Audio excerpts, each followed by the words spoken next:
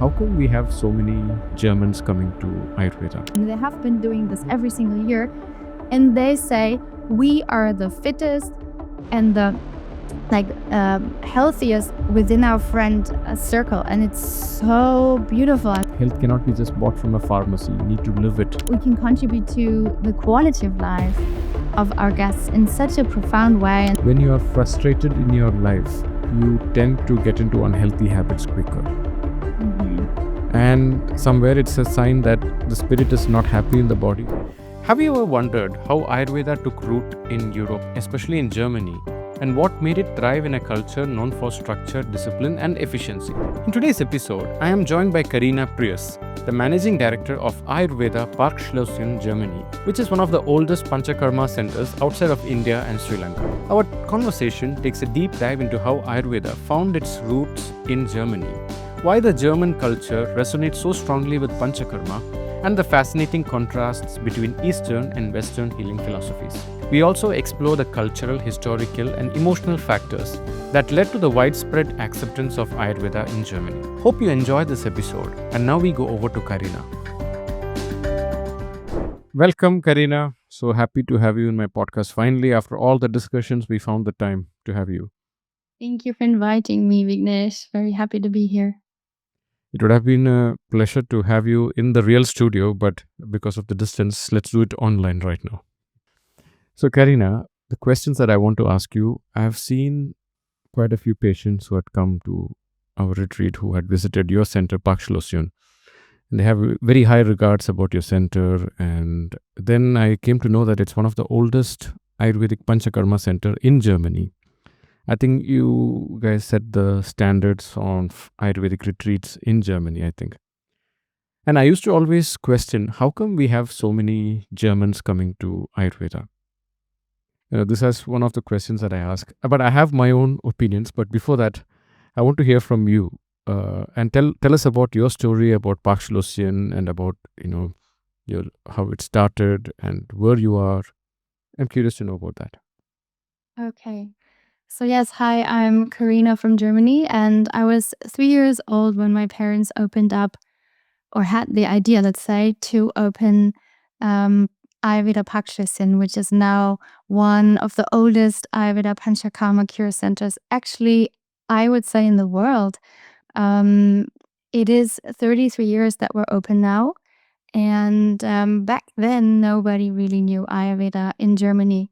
And I think it was even before the big breakthrough as well, where a lot of Indian Panchakarma houses flourished up as well. So it was quite a pioneer work that my parents did. And the way it happened is that, well, first of all, I would say it wasn't God's plans. Because why else would my dad have such a crazy idea before there was even a market? But how it really happened is that my father was a workaholic, and he was in telecommunications, and he had back then about 2,500 employees, which is so much. And he was literally working all day and all night, not sleeping much, drinking tons of coffees, and also having a lot of cigarettes, and really stressing himself out a lot. And we would say in Ayurveda he was pure pitta or rajas in totally overdone. He was on a mission, and one of his colleagues came back from holiday, and in this holiday he had done a Panchakarma cure in Germany, actually, in a place that doesn't exist anymore for a while. And next time my dad wanted to come along, he said, because he was astonished how well this person looked. He was glowing like a light bulb, my dad always said. And well, so my dad joined next time. That was in March 1990. And Deutschmark was still existing. yes, it was really exactly is that early. And so he went and he booked a 2 weeks Panchakarma cure, not knowing what he was going for at all. He just joined because his friend said it was so good. And so then after 3 days of, doing meditation and doing all the treatments and having this different food and all of that, he was about to say, I'm done, I'm leaving, because I could do so much work in all these days, He was not really understanding the purpose yet. And he packed his stuff and he went to the door, and right in the lobby, right before, like it was in front of the door of the exit, there was a man sitting, and he said, wait, where are you going? It was also a guest of the house. And this guest was saying, are you about to leave? Because most guests who arrive with a Mercedes want to leave after 3 days. But let me tell you a story. I'm here since so many times. I don't remember the number. And I normally should be dead by now. And I have a chronic disease, a severe one. I don't also remember which one, but my dad always told me, he said it was a really severe chronic disease, that allopathy was done. They said we can't do much more. But every single year, this man returned to this place and did his Panchakarma cure. And because of that, he was still alive, and he was kind of, having a slower decay as he should have had. And my dad was so touched by the story that he was, changing his mind, and he took his suitcase again and went up into his room. I'm still so thankful for this man, whoever he was, that he did that. And my dad went to his room, and in that night, all the stress he had for years and years completely fell off himself, and he started actually kind of crying and totally letting go. And then his cure could really reach him. And within a few more days, he said he already felt so much change in his health and his well-being. And after 2 weeks, he felt newborn. He literally said that so often. He was kind of like a new person. He said, I had forgotten I could feel this well in my body.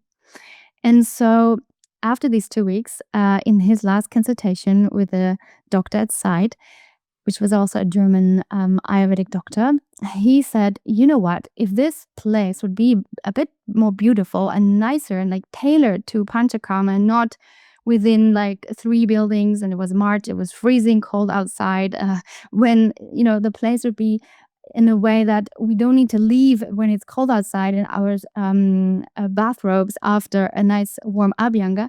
We don't need to go past the yard to go to the room, then it would be just paradise. And in this talk, then he decided together with his doctor that they would go about and do this project and manifest this place. And he called up my mother and said, I'm coming home today. And I decided we're going to open an Ayurveda Panchakarma hotel. Hello everyone. Today I would like to share an information about our upcoming 14-day immersive Ayurvedic retreat in Goa.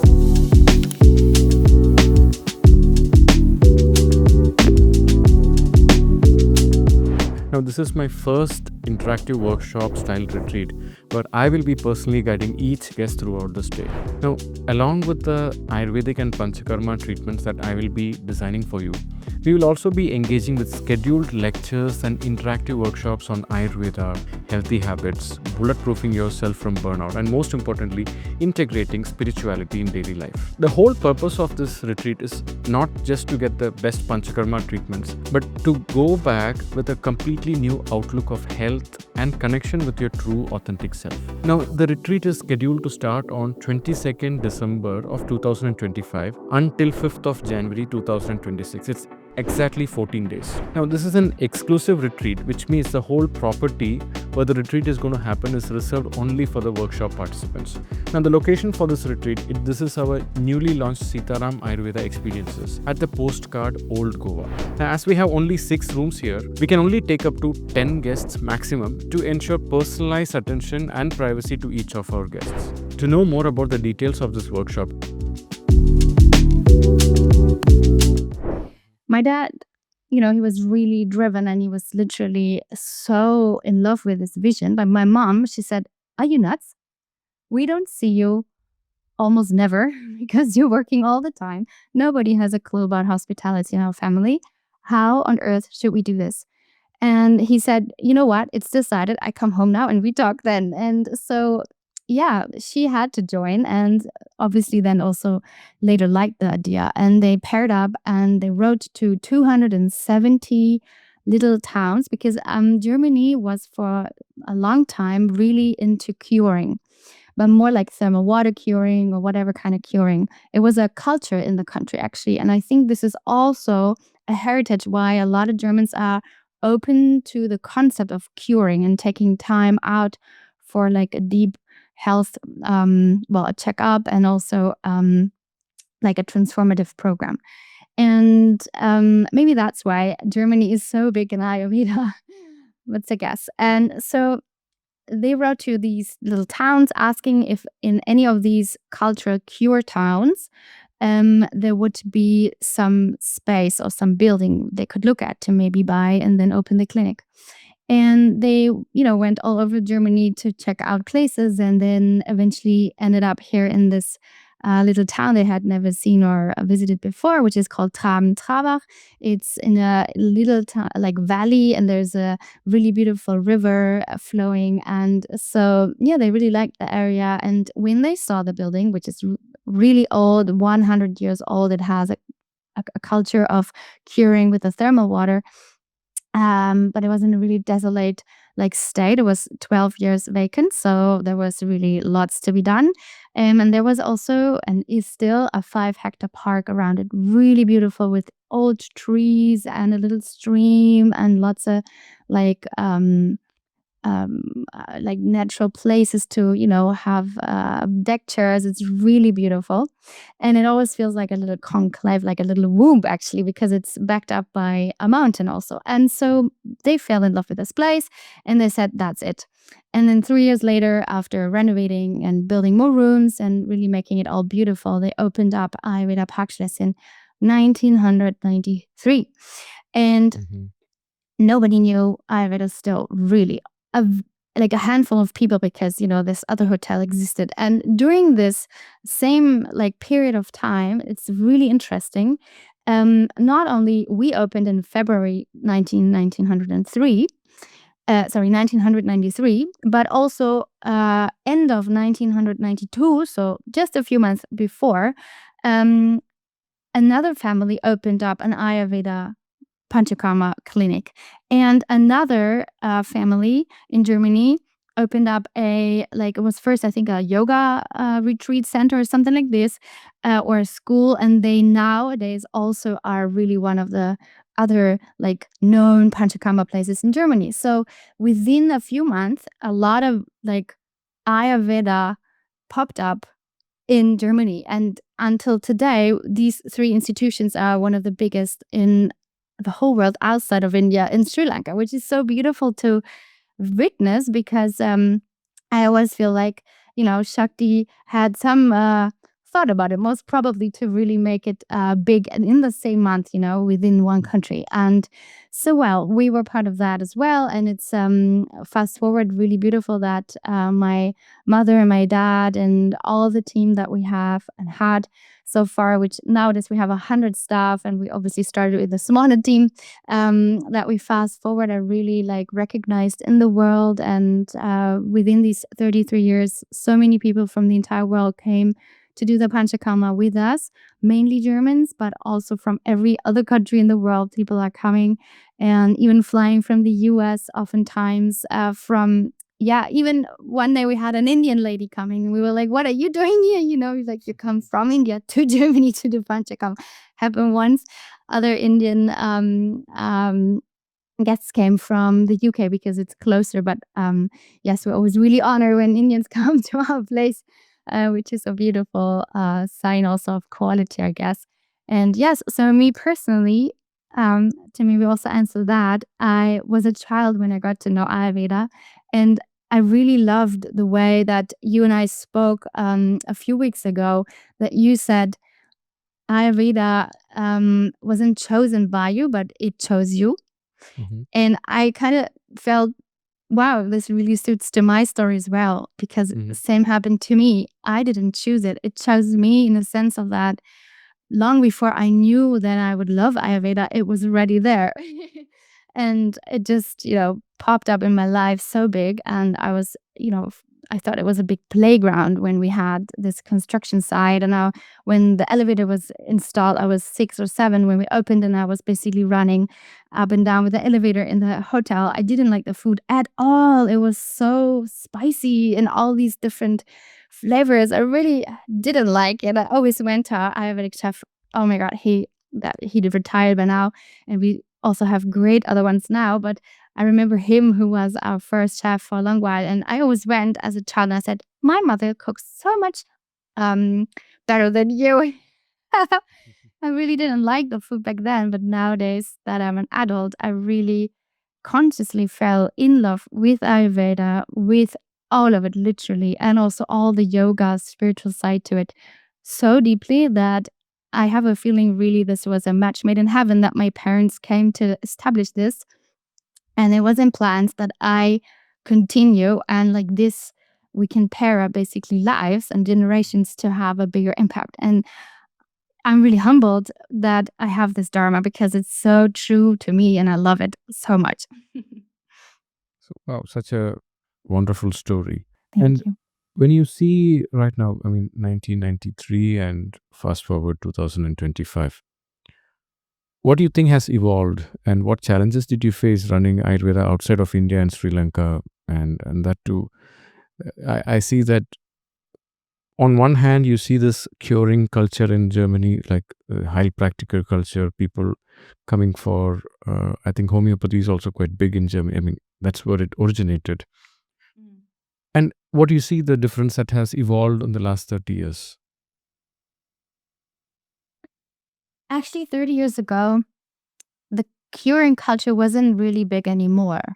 Mm. And the lifestyle, yoga, mental, healthy, like trends weren't there yet. So we really opened more or less to shape this industry, I guess, as well. Not obviously only us, but we were part of it, especially when it comes to Ayurvedic market. And back then, literally, my mother is always, she always tells me when we opened up, we had no clients or like two at the beginning. And then we really had to educate Germany. And we invited a lot of journalists still until today.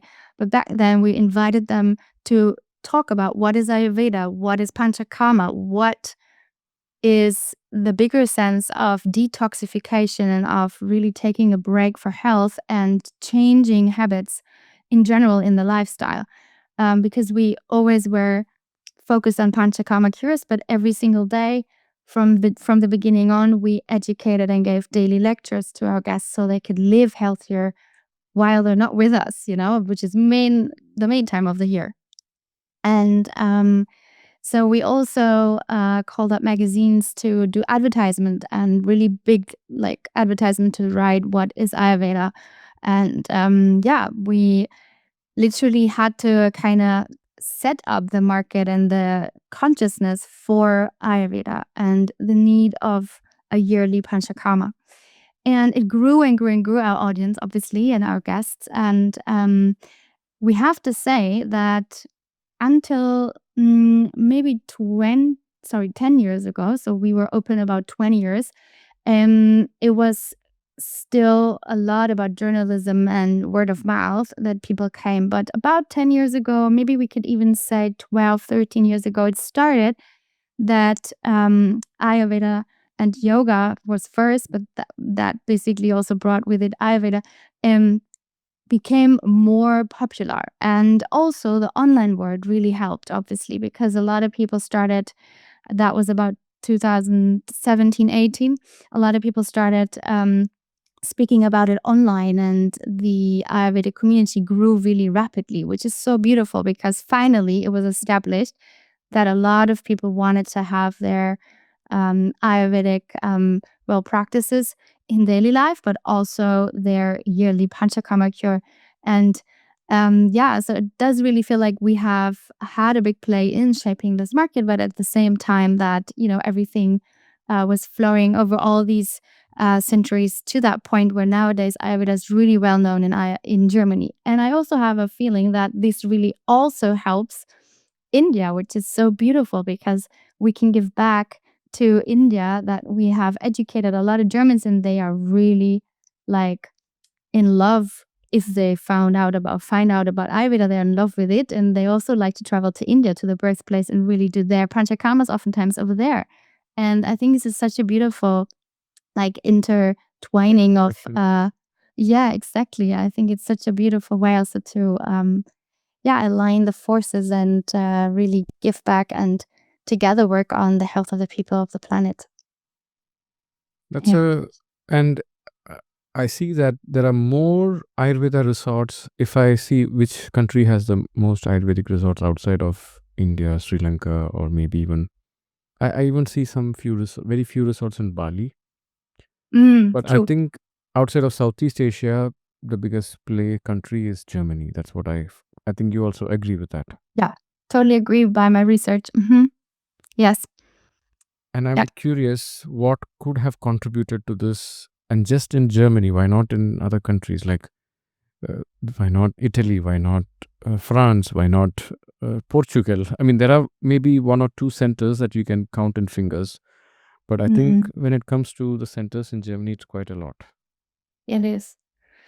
It is. I can only really guess that it is, well, first of all, probably because there were these initial families really loving it so much and wanting to give it their all, like all these other families in our family, and so many that followed. There's more beautiful family enterprises around Ayurveda and so many little practices and online entrepreneurs, and really so much. There's a big market. And at the same time, maybe because in Germany, we really, like in some other countries as well, but we're known for loving efficiency. And Ayurvedic, especially Panchakarma cures, are so efficient. And my dad, for example, he said, I want every manager in Germany to know about the efficiency of these 2 weeks compared to any kind of 2-week vacation, because it is like so much more efficient in regeneration and therefore so much more helpful to be more efficient and successful in their like jobs. And so this was actually his initial idea, to really boost people within their power of the projects and their enterprises. So maybe that's also, playing a role. But otherwise, maybe the third reason would really be this curing culture. And we do have mainly about 25 days holiday, no matter, well, especially those people who are employees, 25 days to 30 days. And for example, in the US, they normally have about 6 days per year of holidays. I mean, we can't pack a Panchakarma in 1 week. It's just too short. So maybe that's also why it is really not suitable to have many centers in America, even though I know awareness of Ayurveda and the love for Ayurveda is also really big in the US. But that's maybe also playing a role. I think What do you that think? so. I think that also connects with the idea with why Swiss people also come a lot for Panchakarma, because they also have over 30 days of paid leave in a year. Yes. And I still remember there was a patient who came for severe arthritis condition, and while doing the treatments, one day she fell sick with the flu. I think 1 or 2 days. And she asked me, can you give me a letter that I was sick with flu for 2 days? And I asked, like, why would you need that? You came for your Panchakarma. I said, no, when I go back and tell I was sick during my holiday, I would get another 2 days of holiday. And I was like, wow, that's like the highest of living standards, what a person can achieve, a civilization can achieve. And I was quite impressed with that. So yes, 30 to 25 days, it's that really helps. Sometimes when I ask people, why did you come for Panchakarma, they would say, well, in the past I would go to Mykonos or Ibiza, and it would make me so sick after that. I need a vacation after the vacation, and this gave me an idea. And I can really connect with the ideas about efficiency with Germans. Yes. There was this some article, some meme I read about different European countries. So I hope I'm saying it right. Heaven is when the police are British.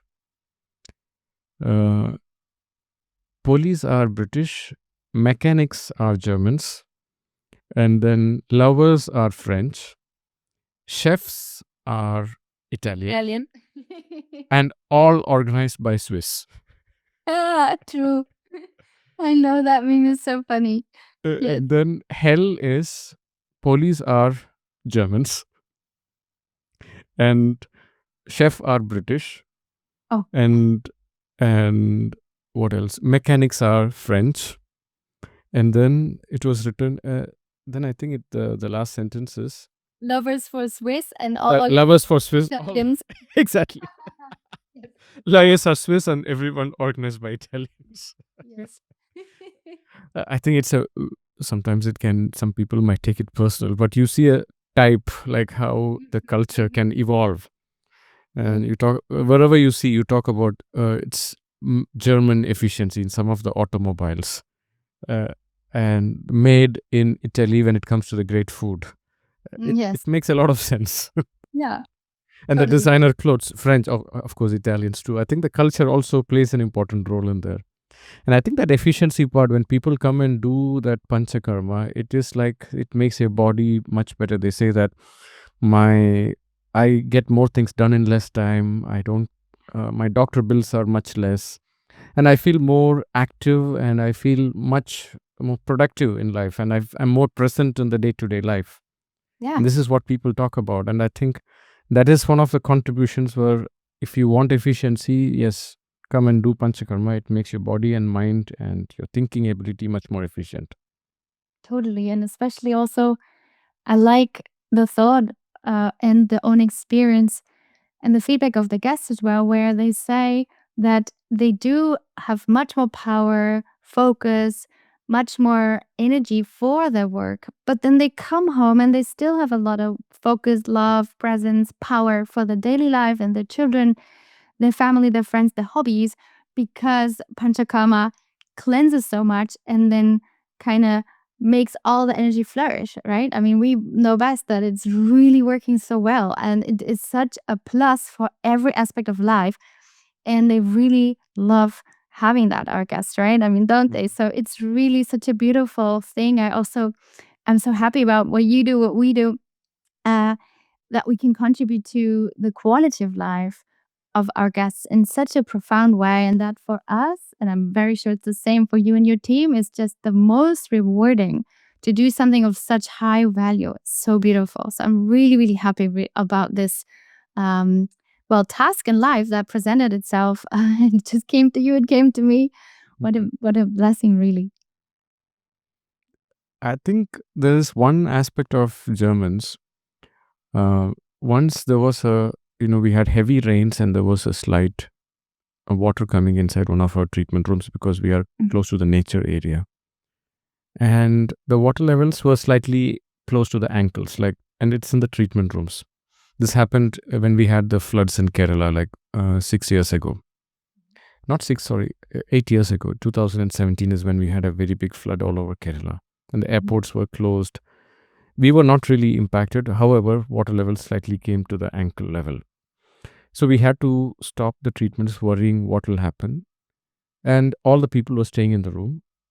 And there was one German patient who showed up at the treatment room waiting for the treatments. And this was about 10 o'clock in the morning when we were giving everyone, sorry, we will have to wait and see what needs to be done because we need to wait for the water levels to come down. But she showed up in the treatment room and table and waiting. I thought the treatment is supposed to happen. And then I had to explain to her, yes, we will do it. But because of the certain emergency situations of natural origin, we will have to wait a little bit and we will resume it. And she was like, okay, I thought. And she was looking at the watch and went back. And I was thinking how they are trained from the childhood, like being on time, doing this efficiency, being on time. I think that also contributed why people won't love Panchakarma, because when they come to India, because nobody really follows time and they see that still things work. And suddenly they also see that, okay, things can still be out of control and still life can go on. There are so many great things when when you make things on time. Of course, it brings a lot of efficiency. There's no doubt with that. But when you take it to your head and if it impacts your health, that's when it goes out of control. And on the other hand, you see some places and cultures where it's okay to come late. It's okay to show up late. It's okay if things go as it is. It definitely impacts efficiency. It definitely impacts the output. It definitely impacts the economic output of that community. But on the other hand, people seem to be a bit relaxed. Yeah. So, Totally. yeah, so I feel the need to control things, it takes a huge toll on your high vata or your nervous system. And I think that is also one of the contributing factors why Germans finally they come, and when they do that, they feel relaxed and finally I can let go. And I Totally. think there's a lot of cultural thing that we can discuss and see why so many Germans come. Yeah. It's so interesting. Um, just something came to my head I want to share is I think in general, when Germans travel to India, we always say in Germany there's two possible outcomes. Either you love it or you hate it. And I myself came to because I love India, obviously. I've been there many times and I really would love to come so many more times. And I understand, or in my understanding, the way why people would hate it is if the Germanness of wanting to control everything and anticipate everything and really having no surprises, if they don't let that at the airport, then they will hate India because it's so uncontrolled, it's so out of the like structure, but it has its own beautiful divine flow. And that is something that if we kind of let go ourselves trying to control it or seeing the perfect like structure in it and just throwing ourselves into that divine flow and going with that rhythm that just unfolds, then we will really be able to see the beauty in India. Mhm. And to me, that makes the difference. It's either you leave your Germanness in that aspect, at least at the airport, and then you will love it. And if you don't, then you will hate it, you know? And so I think this is really a difference that really counts. So whoever listens and hasn't been to India but wants to go, I know a lot of Germans who haven't been are struggling with the thought, like, would I not hate it? Because we all know it's quite dirty in a lot of places, not in the resorts. It's amazingly luxurious and so many beautiful places. I haven't been to yours, but I totally think it's gonna be amazingly beautiful in your place and obviously not dirty, but in the official areas, in the big cities, Delhi or whatever, right? There's so much like smog and well, so that's what people sometimes are afraid of in Germany that they can't control that, you know. But I always say go because if you let that here and you just trust it will all go fine, you will have such a profound, beautiful experience in India because there is some magic in this, exactly in this. And I myself love it so much. So, yeah, this is something that I wanted to just share because it came to my mind. I Yeah. think that is one of the biggest findings of many people when they travel to India, especially when they come from a country where there is a lot of structure and timing, Mhm. and efficiency is the top value of the culture, being on time. And if you're late means it's a big, you will have to pay for the, you will have to wait for the penance for the next two, 3 lives. That's what happens when you come late. That kind of a structure. And I always, the first thing when first time when I traveled to Germany, there I heard people saying the word Entschuldigung. Then I was Mhm. like, okay, what is that word? Then I have a habit of going to identify the etymology of every word because I love etymology, because I love Sanskrit, because Sanskrit is such a beautiful language when you understand the etymology. Then I was trying to figure out what is Entschuldigung. It comes from the word Entschul, which actually means I am guilty to disturb you. So somewhere, and that's what, and I have seen multiple times when German patients come, they are quite afraid to keep disturbing someone and ask. Mhm. And and on the other hand, we Indians, because we have a lot of people and we have to constantly get ask for it. If something is missing, we constantly go and ask maybe 2 or 3 times the same question, because that's a kind of assurance that we get. And then we have to train the patients, in case you see something is missing, don't wait for the thing to last and blow up. Please come and ask Mhm. immediately. And that feedback helps us to serve you better and treat you better. And don't think that everybody is being observed. And it is unlike when you go to a country where there are not so many people in hospitality, where I've seen multiple hotels, they run with one person at a night. Whereas here we have like 5, 6 employees. There's one person in the front office, and then we have 3 doctors staying with us overnight, so that in case some emergency happens, we need to have a backup. And then there is a driver. Something happens, we need to take them, because we have the luxury of having good support system with employees. So when you don't have that, and people are afraid, okay, I shouldn't disturb the other person. Maybe it's not good to go and ask the doctor at night. And we have to train them. Please come and ask. It's okay to do that. And when they come and see, yes, there are some things missing in this country that are so great in Germany. But there are so many great things that is here that is missing in our country. And we realize that's the beauty of this universe. There is always a balance. If something is missing, God gives something better in that place. And if something is missing there, God gives something better there. So, and that is what happens when people travel. You get to see, maybe you don't have this, but there is something else. There's always something else. Definitely. I agree. It's a beautiful way of seeing it. I totally agree.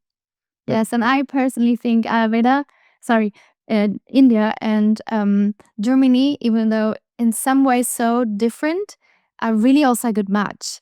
It's I really like the match. Well, obviously, and I have something of me in my heart is Indian, and something of me is Mexican. Well, my husband is Mexican. I have a big love for Mexico, for India, and I'm so German. But yeah, that's just a side note. But definitely something within me is also Indian. I once had an Indian boyfriend. It was really funny, and sometimes he would, I obviously don't look Indian at all, and he would sometimes take me to his friends, and they say, "This is Carina. She's my girlfriend." And she's more Indian than me sometimes because I was so much into Ayurveda and yoga, and he wasn't that much into it as me. So I found that really funky. So yeah, I think it really is a good match. Once we had a group of French people in Sitaram, and one of the patients in that group came and asked me, how come you have so many Germans coming for Panchakarma? And at that time, I didn't have an answer why. I was thinking maybe we had some few successful stories with the patient's recovery. And then I was telling, I went and did some lectures in Munich and other parts. And that's how some people are coming to Sitaram. I was just thinking, what could be the reason why? And the funny thing is, at the end of this French group stay, the same lady who asked this question comes and tells me, now I know why you have so many Germans here, because when you come for Panchakarma, you have a lot of rules. This was her answer. True. Sometimes, sometimes, having, it's not like there are so many rules, but there are rules. You have to sleep on time, you have to eat on time, you have to, but these are the rules of nature that you follow. Finally, whereas in your hometown, you end up following the rules of the organization that you're living or the society, but that need not be aligned with the rules of the nature. So finally, they're saying, okay, finally, where are the rules? Okay, there are rules of nature that is followed, and that value aligns, and they are able to connect, and they feel, okay, finally, I feel very relaxed and happy, and these are the rules that makes me relaxed. That's another way to look at it. That's so funny you say that. I also had this thought once, that maybe Germans really like the complexity of Panchakarma, and they can identify with, oh my God, there is going to be such a deep program, and I have to do the things different and use discipline. And Germans are good in that. So maybe, yeah, you're right. Maybe this also plays a role. It's really interesting, the thoughts we put together. Yeah, beautiful. I think also this is another thing that I have observed, especially in the patients who are in their senior citizen levels, like 60s and 70s. They are the ones who really started this trend of going for a Panchakarma treatment. And now I see a lot of patients in their 20s, 30s, and 40s. Us as well. But this is one thing I've observed when I ask them what made you come, and sometimes they open up about their past and the trauma and other things. They would say that generation who were born in the 50s, 60s, and 70s, like I think the boomers, are they the Baby boomers, yeah. Yes. And especially coming from the post-war, I think that generation really had a huge, they suffered a lot, sacrificed a lot, and they put the foundation for the economy of Germany, what I see. And later, it also cost them a severe mental health issues, which they did not know what it is. Now we have labels for it, but that generation didn't have a label for it. And they came and, in Charaka Samhita, we have these two concepts called Guru Roki and Lagu Roki. Guru Roki means Legurogi means somebody, they have a mosquito bite and they might think, oh my God, is this rash, is this skin cancer? And they might get overthink and worry about it. Gururogi, they would have a fracture and they would say, oh, it's okay, it'll get healed very quickly. It's that kind of mental resilience. And what I see in that, I think around the world, but because maybe I have samples a lot from the German-speaking countries, and I see that their mental resilience to pain is quite enormous. Yeah, And maybe because of the history. yeah, and I think that's one of the reasons where Ayurveda also helped them to recover from that, which a prednisone or a immunosuppressant or a painkiller did not help. And when they come for this Panchakarma for 2 weeks, it finally they felt, I can relax, I can let go of all the pressure that I had. They have to live for the next generation, they have to build the country again, and finally I can let go of all this. And I think that could have been also a big part, and that's also why this, maybe the curing culture was there long time ago, because what I heard is all the small towns which had the name Bard, like we have this word Bard, is a center for healing. That's what I heard. It's right.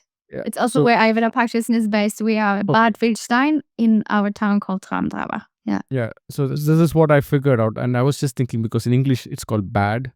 And you see, why do you keep the name with bad as a prefix? And then they don't miss it. Exactly. Like bathing in thermal waters or something like that. Yeah. So it was quite a understanding. So when I look back, and right now people are like, they're opening up, they're talking about mental health and they're talking about how it is. And they are also realizing how Ayurveda is helping. And maybe all this contributed, and more awareness is coming, because we realize health cannot be just bought from a pharmacy. You need to live it. Oh. And this is exactly what happens. I'm sure you can understand, when they come for a center, they have to live the rules of nature, which we are so disconnected today. I think that's where it helps. Yeah, definitely.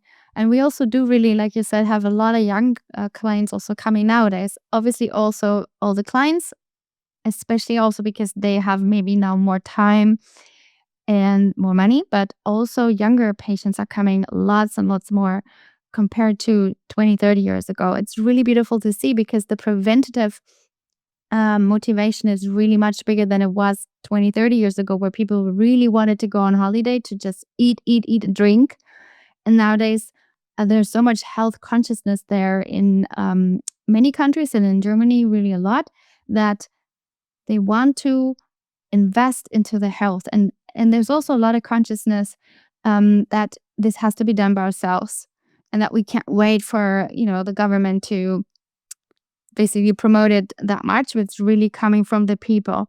It's coming from the people that they want to have a holistic approach, that they want to have a natural medicine, that want to have like deep programs like Panchakarma, and also that they want to learn something for their daily lives. It's so beautiful. So there's a lot of receptiveness in Germany, and obviously not every single person. There's a lot of people sleeping still, I can say like that, and they don't do anything for their health. But a lot of people, and every day it's more, do already go forward in taking the health into their hands, and it's so beautiful to see. And they come really also to take out time, sometimes even twice a year, to come and do the Panchakarma cure, which is so amazing. These are especially those entrepreneurs who say, I can perform so much better if I do twice a Panchakarma. And then, they basically may take out 4 weeks just to do that in a year, plus other holidays. But within that time they work, they're so much more efficient then. So it pays out as well, which is a beautiful equation, I think. And yes, so yeah. There was a HR head of a Swiss bank, and she was telling, after she did her Panchakarma, she would recommend, whenever she sees a burnout in her organization happening, she would say, and she was telling, it would have been so great if she could convince the management head of the bank to tell them, please go and do Panchakarma, so that the operational efficiency of the entire organizations will go up. But she can't bring that out. But she would say, whenever, being an HR manager, you deal with the emotions of the entire employees. So whenever she sees somebody is going through burnout, she would go and tell them, please go and do a Panchakarma. This is the best you can do. And that brought in a lot of changes, and that brought in a culture in that organization, and other people saying. So today we see there is a huge awareness than any other time back in the history. And I think more and more people are coming to Ayurveda than any other time in the history. And this is a good change that we see, even though we see a lot of bad happening. But there's a lot of positive shift with consciousness, health, and awareness, all that good things happening. So it's a good time to, if you're an Ayurvedic doctor, it's one of the best times to be. That's what I I see. totally agree. Totally agree. In the world. And I think it's probably the opportunity also that in many more countries in the world, true beautiful Panchakarma places can pop up and really have a good base of clients coming, because I mean, we wish, right, for the world that more and more people will recognize the power of Panchakarma and do it really regularly for themselves. And yeah, I can also just recommend to really do it every single year. And because of that, be more efficient, be more healthy, be more happy, be more present, be less sick and less stressed, and be really more resilient and all the positive things. And yeah, it's literally something that is costly. It costs a lot, right? Because there's so many people involved, so many good qualitative products involved. It's such a big program. It needs a lot for that. So it also costs a lot.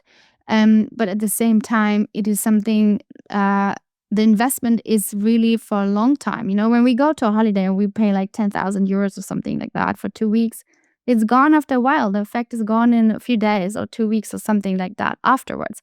Memories are there, pictures are there, but the effect is really short. But Panchakarma really pays off. Normally, for most our guests, they always say, I have more or less the feeling that the effect is lasting a whole year, and I can still kind of feel the change within the whole year. And after 1 year, or after maybe 3/4 of a year, old habits will really become easier to flow in again and take over. And then they feel like, oh, I need to go back to Ayurveda practice and do my Panchakarma cure and really set a new impulse and get back into the best shape. And so it's really a long effect, and it adds up, right? If we have 10, 20 years or 30 of Panchakarma cures, we had some guests, or still have, obviously, they come since year 1 or year 2 of our existence. So they are with us for 33 years or 32 or whatever, and 29. It's a long time, and they have been doing this every single year. And they say, we are the fittest and the healthiest within our friend circle. And it's so beautiful. I mean, this is what is the power of Panchakarma. It's literally longevity, but in a beautiful, qualitative way, and not in a way that we're just old, but we've been taking lots of medicines to get there for 20 years and not really feeling great in our body. So yeah, it's literally something that is worth the cost as well. Totally, I think. It'll be worth to do a real research survey on patients who've been doing it for more than 3-4 decades, because okay, my practice, I started my practice in 2008, and so which means close to 1.5 decades. But I've seen patients who comes and tells me, okay, there was a patient who is close to 88, and he comes and does the intensive Panchakarma. Okay, so when you look at the textbooks, we say that after 60, you have to be careful in doing intensive Panchakarma. But 60 is just a number. What we talk about is the Rogi Bala, the strength of the patient, if that person can undergo the. And this person, he was part of the Munich Olympic team from Germany, and then he found Panchakarma and he's been doing it regularly. On one hand, yes, being an athlete means it gives you good genes. But on top of that, doing Panchakarma, he's super fit, conscious. And when he comes, and many people, they are quite surprised that how can he do it at this age, and when he comes and does yoga and he does it. So what happens when you come every year, it really changes your decisions on a day-to-day basis. Your ability to say no to things that are unhealthy gets better. Yeah. And after you do your Panchakarma, you feel so good. You don't want to put bad things in your body. Yeah. And I feel so good. I don't need that coffee. I don't need that champagne. I don't need that extra sugar. My taste sensitivities are so good. People say I don't need so much more salt or things. So Yes. these changes makes a big difference, and that when you keep repeating it, you are like recalibrating your device, and so Mm. you get it much better. Yeah. Yeah, this is right what Ayurveda really is there for. So to clean ourselves so much within internally that our senses are the cleanest and strongest to perceive the outer world in the most richest forms we can imagine, and to also have healthy organs to interact with the world from within to outside. Mhm. So I don't know how to say it's in German it's Handlungsorgane and Sinnesorgane. So it's the sense organs and the other organs, how are they called in English? We always talk in Ayurveda about those organs. Mm. It's part of the 25 tattvas. Well, those organs like hands and mouth and that we can interact with basically. Mhm. They are really in the best shape, obviously, as well when we are in our best health. Oh yeah, So we can have the richest life. That's really what Ayurveda is for, right? and it also talks about uh, when we have old age. We nobody, people say talk a lot about longevity these days, and sometimes I get very paranoid with hearing that word longevity. But when we talk about longevity, what we mean is I want to be in best shape and live long. That's what Mm. matters. Yeah. Nobody wants to be sick and old. They want to be healthy No. and vital and old. That's what matters. And I Yes. think that's where this whole concept comes. Like you were saying, sometimes people complain it costs. Mhm. Yeah, there are centers which can come into people's budgets. But even then, people, when they complain that it's going to cost, because when people say health or doing Panchakarma is expensive, we need to tell them, okay, try sickness. How expensive that is, how much your productivity is costing, how much your time with your loved ones is costing, how much your ability to explore this beautiful world is costing, and how much you're limiting yourself when you fall sick. Yeah. So it's an investment on your own self. That's the best real estate, and that's the stock that is going to appreciate. That's how we need to look at it. So right. So beautifully said. Beautifully said, Vignesh. Yes. Yeah. And where do you see, Karina, now with what you have seen and with all the 3 decades, where do you see yourself? Do you have any, uh, okay, now this is going great and I would like to, it's not like a 5 year plan or 10 year plan, but where do you see how this is going? You mean Ayurveda practice or me myself? I think it's all, both are It's intertwined. connected, yeah. I totally think that we have witnessed that, people have been or they have become health aware. And then after that, they have become aware of how important the mental and psychological side is, and that it all plays such a big role within our like way we experience life and also for our body health.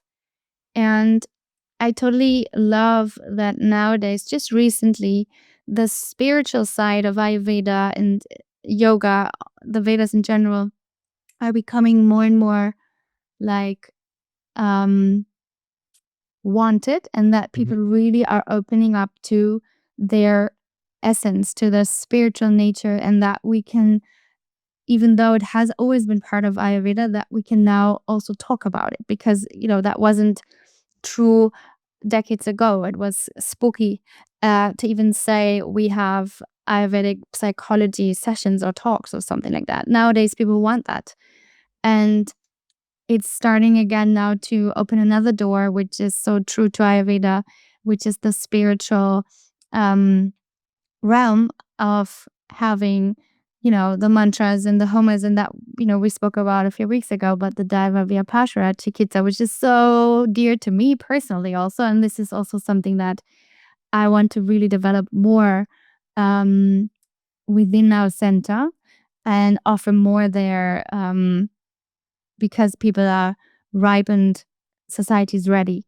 And like this, I'm really happy to contribute to then kind of do the whole holistic Ayurvedic offering and focus obviously because we do Panchakarma, that's what we have been doing every day and that's where we're best at. But it's quite a technique which is more part of the body, but obviously plays a role also or plays in our um mental bodies and into our energetic bodies, and spiritually, if we round that up with like sessions we can offer coming from yoga and meditation and all the sorts of rituals that Indian Vedic spirituality offers, then it is, in my own personal eyes, as I understand Ayurveda, the most holistic approach. And so that is where I myself really want to focus for the future every year a little bit more, which is something I'm really looking forward to. Yeah. How about you in your center?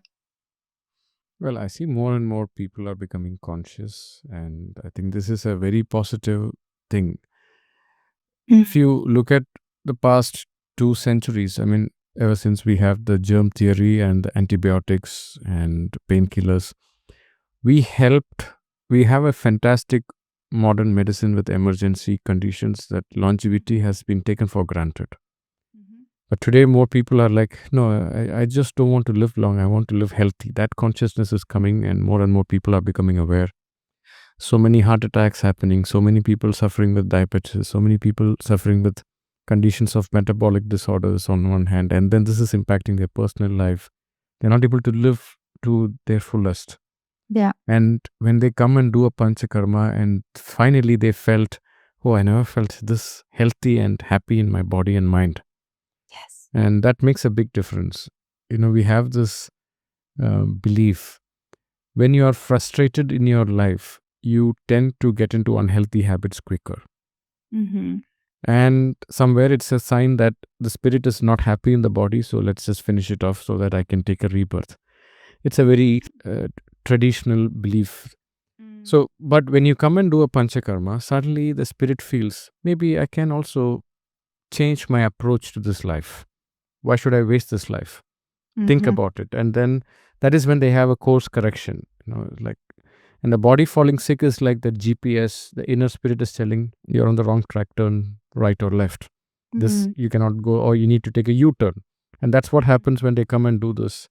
And that kind of a consciousness, it makes a lot of difference. And then they realize there's much more to the body than falling sick or being unhealthy or living with just indulgence. How much can you indulge? There's more, and happiness doesn't come with indulgence, it comes with different things. And that consciousness, I think we see, yes, on one hand, we see a lot of bad things happening, but we also see a lot of good things progressing.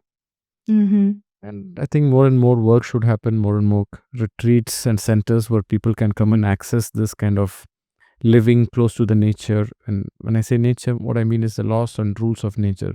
That helps, and people are relearning and unlearning what it means to eat healthy, and Yes. and so it's a bright future that is happening. And so when I look at it, the future is just fantastic.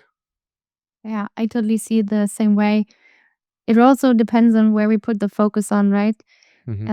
Because if we can see so much bad going on in the world, and keeping the focus on the good and on what we can do, especially that you and I were set up in such a profound system that really aids humanity in such an amazing way.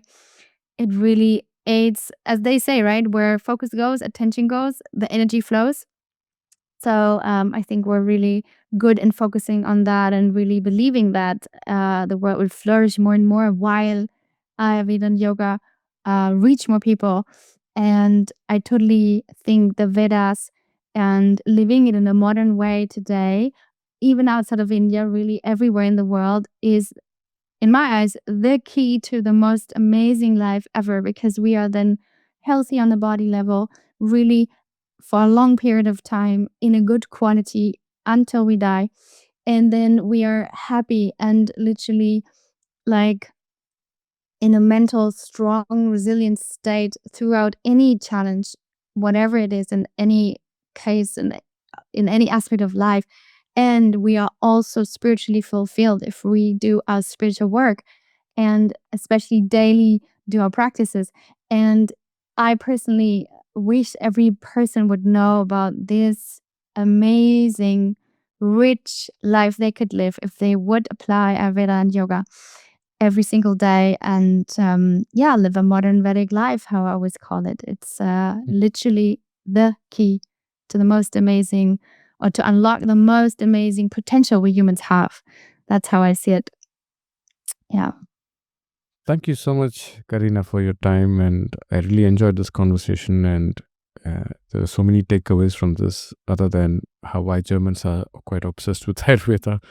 And I'm sure many people also want to make their body efficient. And it was really fun talking. Thank you. Yes, I also enjoyed talking to you again, Vignesh, and hope to see you sometime soon in 3D. All right. Thank you.